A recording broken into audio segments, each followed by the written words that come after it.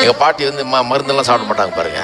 என் பக்கத்தில் ஒரு ஊரில் இருந்தாங்க பாருங்க. திடீர்னு சோம்பு இல்லைன்னு சொல்லி எனக்கு ஃபோன் வந்தது. நான் காரை எடுத்துகிட்டு ஓடினேன் எங்கள் அம்மாவெல்லாம் கூட்டிகிட்டு. என் வயிற்றுல பார்த்தீங்கன்னா அப்படியே கத்தி வச்சு அறுத்த அப்படி இருக்கும். அந்த மாதிரி இந்த சீஸை கத்தியில் அப்படி பொழந்தீங்கன்னா அப்படி இருக்கும். அந்த மாதிரி பழந்துகிட்டு இருக்குது. அப்படி பார்த்து நானே பயந்துட்டேன். இது மாதிரி பார்த்ததே இல்லை நான். என்ன வியாதியோ என்னமோ, வயசாயிடுச்சு வேற, இது என்ன பண்ணலான்னு சொல்லிட்டு சரி மெதுவாக பேசி டாக்டர்கிட்ட கூப்பிட்டு போகலான்னு காரில் ஏற்றிட்டு கொண்டு வந்தேன். இந்த மாதிரி ஒரு டாக்டர்கிட்ட கொண்டு போகிறேன். நீங்கள் போக மாட்டீங்க டாக்டர்கிட்ட, நீங்கள் போகாதீங்க, அவரே வந்து பார்க்கட்டும், கார்லேயே உட்காந்துருங்க, நான் கூப்பிட்றேன் டாக்டரை பார்க்கட்டும்.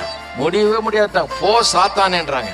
டாக்டர் வேணான்ட்டாங்க. நான் கொண்டு வந்து வீட்டில் விட்டு இவ்வளோதான் பொருள் முடிஞ்சது கதைன்னு சொல்லிட்டு எல்லாம் பேசிக்கிறோம். நாங்கள் வீட்டில் கொண்டு வந்து கட்டில் உட்கார வச்சோன்னு சொன்னாங்க, தேங்காய் எண்ணெய் எடுத்தாங்க. தேங்காய் எண்ணெய் எடுத்து இப்படியே பூசிட்டு இயேசுவின் ரத்தம் ஜெயம், இயேசுவின் டெய்லி இதே வேலை, இயேசுவின் ரத்தம் ஜெயம், இயேசுவின் ரத்தம் ஜெயம், இயேசுவின் ரத்தம் ஜெயம்னு ஒரு நாளைக்கு 100 கணக்கான தடவை சொல்லிக்கிட்டே தடவிக்கிட்டே இருப்பாங்க. ஒரு 5-6 நாள் பொறுத்து பார்த்தீங்கன்னா அது இருந்த இடமே தெரியல.